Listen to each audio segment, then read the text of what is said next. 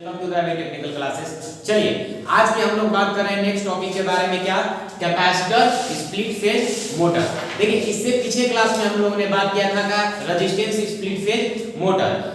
Resistance split phase motor में क्या होता था, जैसे कि हम लोग स्टार्टिंग में बात किए थे कि सिंगल फेज इंडक्शन मोटर जो होता है वो आपका सेल्फ स्टार्टिंग नहीं होता है। तो सिंगल फेज इंडक्शन मोटर को सेल्फ स्टार्टिंग बनाने के लिए हम लोगों ने क्या किया, एक ऑक्सिलरी मेन वाइंडिंग के साथ हम लोगों ने एक ऑक्सिलरी वाइंडिंग का यूज कर दिया और ऑक्सिलरी वाइंडिंग का रेजिस्टेंस हाई और रिएक्टेंस लो रहता था, जिससे कि क्या हो रहा था, एक आपका rotating magnetic field, net magnetic field जो है एक डायरेक्शन में यूनिडायरेक्शनल में बन रहा था। इतना सबको बात क्लियर है और यूनिडायरेक्शनल टॉर्क भी मिल जा रहा था। लेकिन एक डिसएडवांटेज क्या आ रहा था कि आपका जो मैग्नेटिक फील्ड है उसका स्मूथ रोटेशन नहीं मिल पा रहा था। कहने का मतलब क्या हुआ कि आपने ऑक्सिलरी वाइंडिंग को तो स्पेस में 90 डिग्री दे दिया डिस्प्लेसमेंट, फेज डिस्प्लेसमेंट, लेकिन जब आप सेकेंड टर्म देख रहे थे स्पेस में तो 90 डिग्री आ, लेकिन टाइम में आपका 90 डिग्री नहीं आ रहा था। तो टाइम में 90 डिग्री नहीं आने की वजह से आपका एक स्मूथ रोटेटिंग मैग्नेटिक फील्ड नहीं प्रोड्यूस हो रहा था।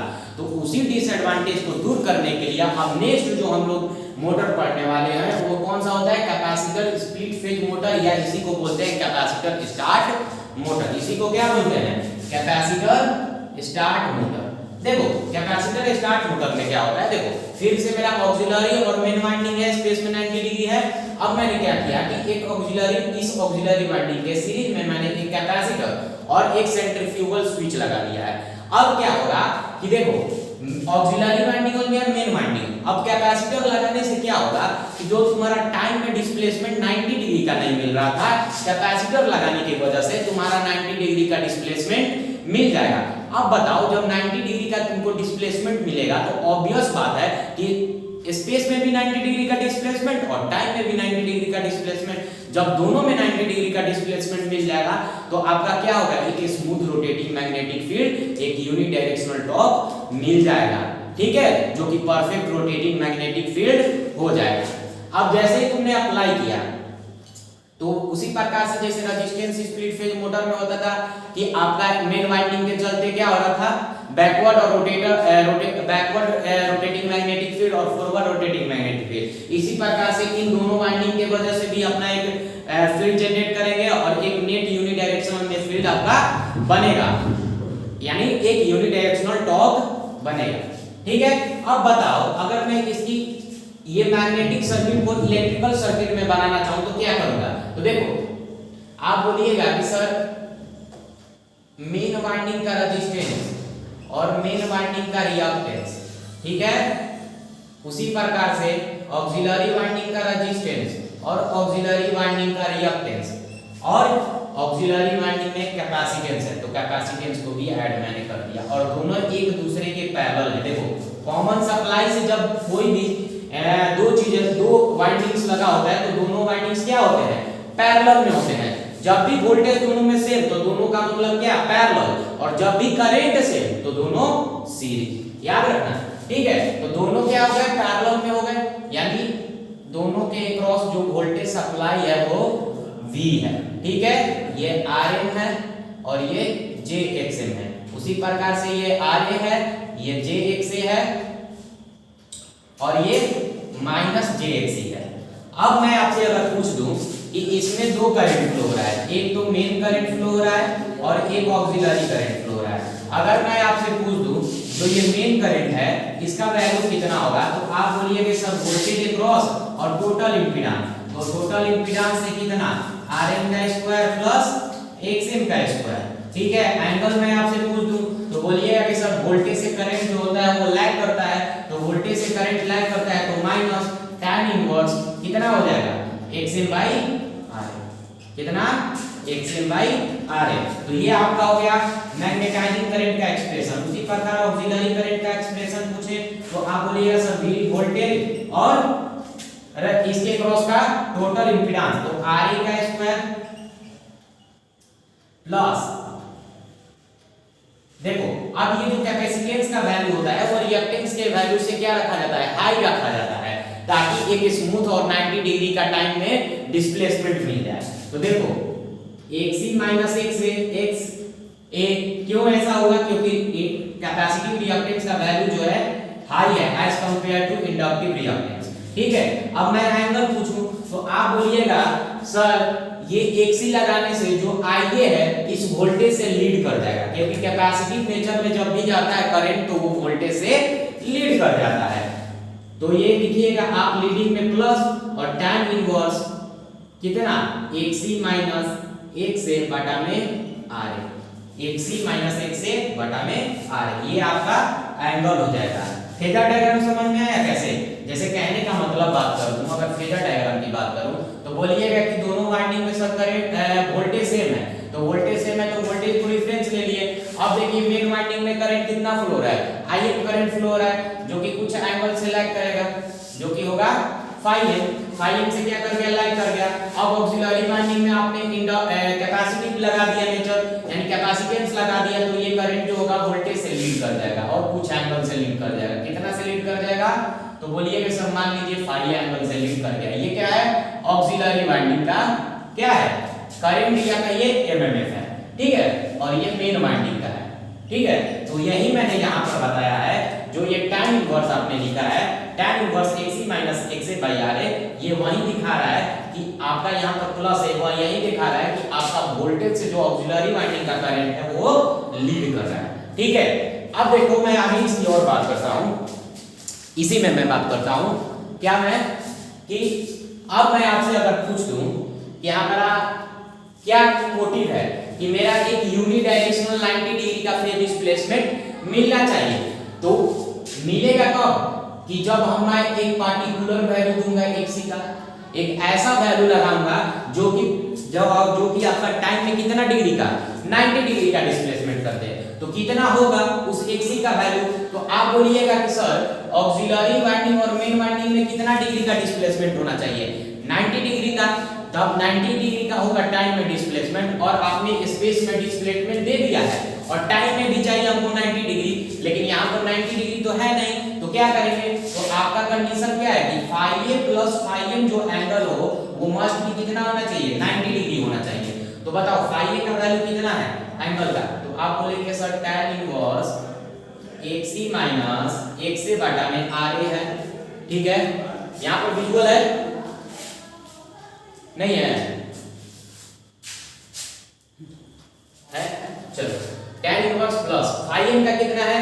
तो आप बोलिएगा sir tan inverse x m बटा में RA, ठीक है। विजुअल है? फिर से करो थोड़ा सा, चलो tan inverse x m by RN हो गया। अब देखो बराबर में 90 डिग्री, चलो यहां पर लिख देता हूं,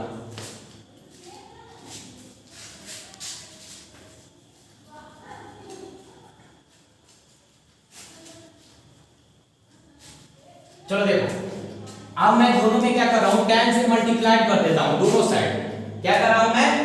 चलो पहले tan से मल्टीप्लाई करने से पहले ये काम करो, जो तुम्हारा कैपेसिटेंस का वैल्यू चाहिए, तो tan इनवर्स XC माइनस 1 से बटा में RA इक्वल्स टू कर दो क्या 90 minus tan inverse XM by RN कर दो, XM बटा में RN कर दो, ठीक है। अब दोनों तरफ tan से मल्टीप्लाई कर दो, तो ये tan कैंसिल, XC माइनस 1 से बटा में RA बचेगा यहाँ पर। आगे देखो tan 90 minus theta cot theta, और cot theta tan inverse XM by RN।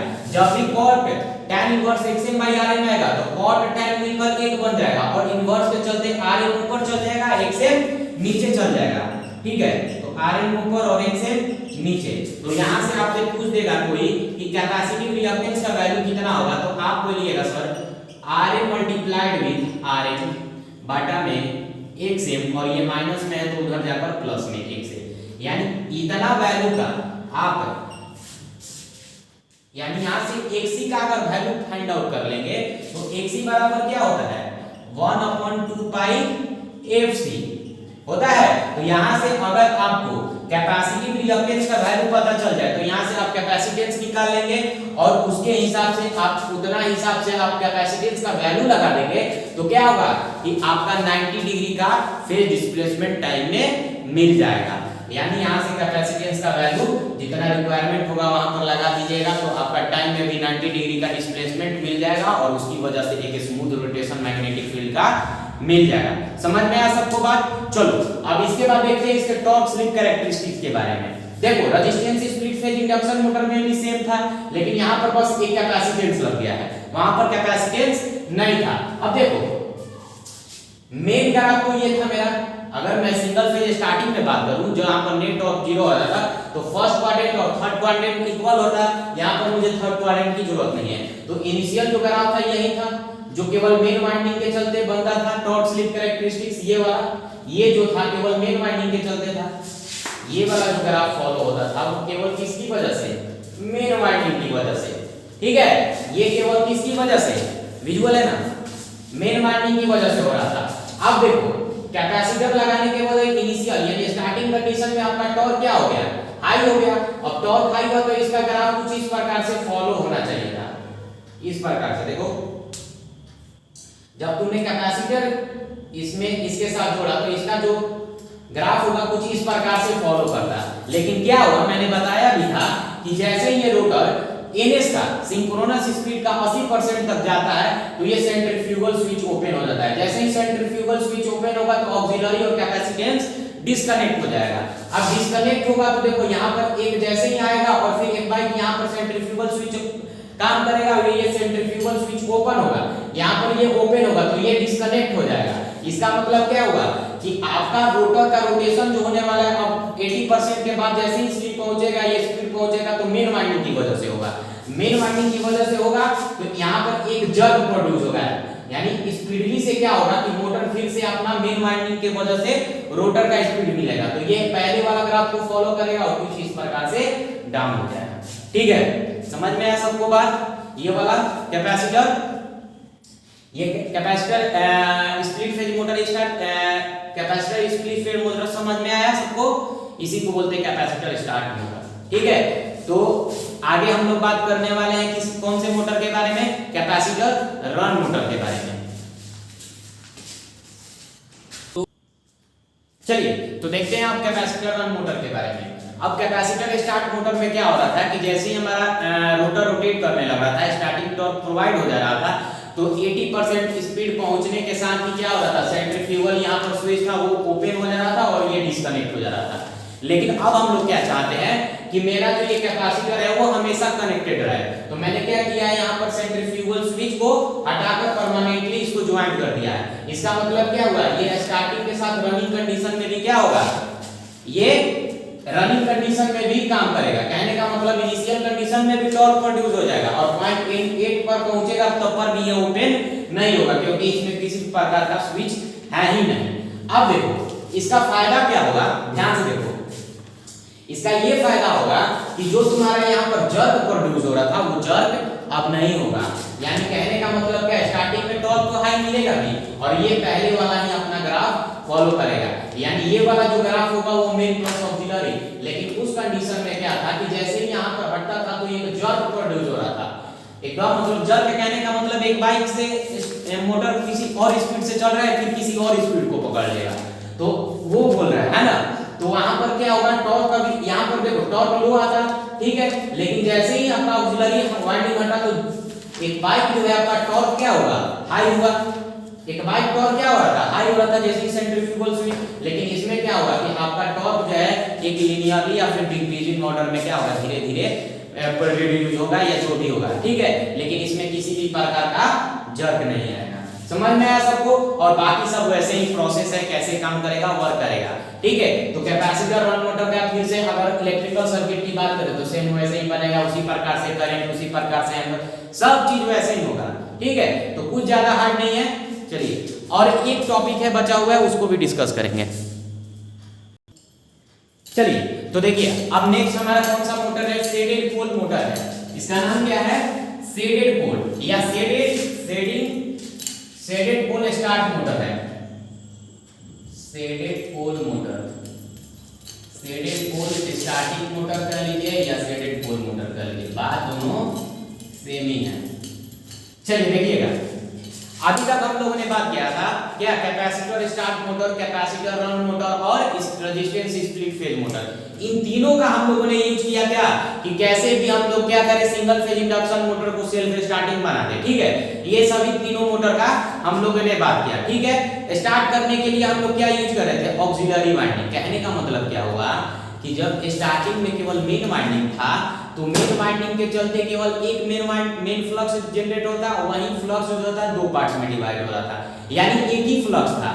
इसलिए आपका जो मशीन था वो सेल्फ स्टार्टिंग नहीं था। तो सेल्फ स्टार्टिंग बनाने के लिए हम लोगों ने क्या किया, कैपेसिटर स्टार्ट, कैपेसिटर रन और रेजिस्टेंस स्प्लिट फेज में तीनों में हम लोगों ने एक एक्सटर्नल वाइंडिंग यूज किया, जिसको बोले हम लोगों ने ऑक्सिलरी वाइंडिंग। अब ऑक्सिलरी वाइंडिंग से क्या होगा कि ये अपना भी एक फ्लक्स जनरेट किया, यानी दो फ्लक्स होगा। और मैंने बताया भी था कि अगर तुमको क्या करना है, सेल्फ स्टार्टिंग बनाना है, तो सिंगल फेज को टू फेज में कन्वर्ट करना होगा, और टू फेज को टू फेज, हाँ सही है, ठीक है। और ऑक्सिलरी वाइंडिंग को कितना 90 डिग्री डिस्प्लेस करना होता था। ठीक है, तो देखो आगे बात करें शेडेड पोल मोटर की, तो इसी प्रकार से शेडेड पोल मोटर भी आपका काम करता है। कहने का मतलब इसमें भी हम लोग दो वाइंडिंग रखते हैं। देखो, तो एक मेन वाइंडिंग हो गया जो पोल से कनेक्टेड है, और इसी पोल में एक और रिंग प्रोवाइड करते हैं, या एक और कॉइल प्रोवाइड करते हैं, जिसको हम लोग बोलते हैं शेडिंग कॉइल। क्या बोलते हैं, शेडिंग कॉइल या शेडेड पोल, या शेडेड रिंग। क्या बोलते हैं, शेडेड रिंग बोलते हैं। अब देखो, यहाँ पर भी शेडेड रिंग है, यहाँ पर भी शेडेड रिंग है। ध्यान से देखना, जब तुम यहाँ से क्या करेगा, अल्टरनेटिंग सप्लाई देगा, जब तुम यहाँ से अल्टरनेटिंग सप्लाई देगा, तो क्या होगा कि ये वाइंडिंग से करंट फ्लो होगा और यहाँ से बाहर आउट हो जाएगा। तो ये वाइंडिंग अपना एक फ्लक्स जनरेट करेगा। अब देखो, यहाँ पर तुमने एक और कॉइल लगाया है, जिसको बोला तुमने शेडिंग कॉइल। अब ये क्या होगा कि ये अल्टरनेटिंग फ्लक्स जनरेट करवाएगा, और अल्टरनेटिंग फ्लक्स आप जानते हैं किसी भी कंडक्टर के क्रॉस जब चेंज इन फ्लक्स होता है तो उसमें ईएमएफ इंड्यूस होता है, और इस शेडिंग कॉइल को हम लोग शॉर्टिंग कर देते हैं, शॉर्ट पाथ प्रोवाइड कर देते हैं, जिसके चलते ईएमएफ डेवलप होगा। ईएमएफ डेवलप होगा तो करंट फ्लो होगा। जब करंट फ्लो होगा तो ये अपना भी ये क्या करेगा, फील्ड जनरेट करेगा।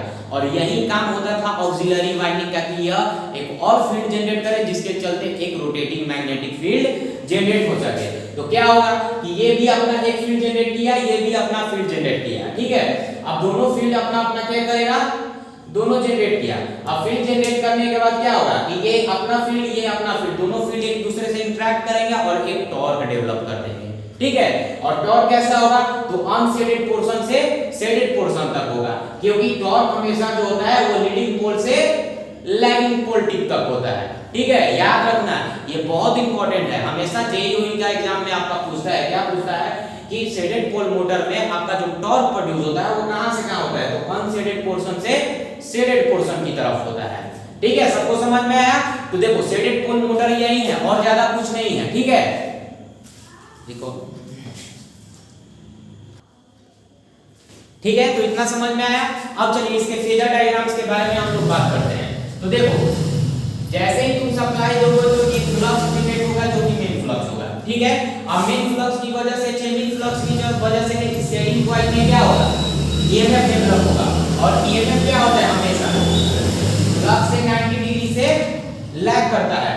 तो ईएमएफ जो हो गया वो फ्लक्स से 90 डिग्री से क्या कर गया, लैग कर गया, यानी ये फ्लक्स से 90 डिग्री से ईएमएफ शेडिंग कॉइल का लैग कर गया। अब शेडिंग कॉइल को आपने शॉर्ट पाथ प्रोवाइड किया, तो इसमें करंट भी फ्लो करेगा। जब करंट फ्लो करेगा तो ये इंडक्टिव इन नेचर है, तो इससे करंट क्या कर जाएगा, लैग कर देगा, लैग कर जाएगा। और कितना एंगल से लैग करेगा, तो मान लो थीटा एंगल से लैग कर जाएगा। अब आपसे मैं एक क्वेश्चन करता हूं, आप बताइएगा कि जो ये थीटा का वैल्यू होगा किस पे डिपेंड करेगा। पॉज कीजिए वीडियो को और सोचिए और फिर हमको बताइए। ठीक है, अब जिसने समझा अब अपने मन में सोचिएगा क्या मैं आंसर बताया था। देखो, थीटा का वैल्यू जो होगा वो किस पे डिपेंड करेगा। जब आप इलेक्ट्रिकल सर्किट पढ़ते होंगे तो जो भी दो इलेक्ट्रिकल के बीच क्वांटिटी का बीच का एंगल थीटा है, तो वो डिपेंड करता है क्या, उसके इंपेडेंस की वैल्यू पर, उसके इंपेडेंस के वैल्यू पे, कि इंपेडेंस आपका रेजिस्टिव नेचर का है, इंडक्टिव नेचर का है या कैपेसिटिव नेचर का है। अगर कैपेसिटिव नेचर का रहता है तो ये क्या कर जाता है, इस ईएमएफ से ये करंट क्या कर जाता है, लीड कर जाता है, यानी इधर कहीं आता है। और रेजिस्टिव रहता है तो इसी के फेज में आता है। लेकिन आपने शेडिंग कॉइल लगाया है तो इंडक्टिव इन नेचर है, जब इंडक्टिव इन नेचर है तो कुछ एंगल से लैग कर जाएगा। तो सभी ये तीनों आपके मोटर उम्मीद करता हूं आपको समझ में आया होगा। अगर नहीं समझ में आया तो मैं लाइव क्लास दूंगा, ठीक है, और आप पढ़ते रहिए अच्छे से, उम्मीद करते हैं। ठीक है, आज के लिए इतना ही रखते हैं।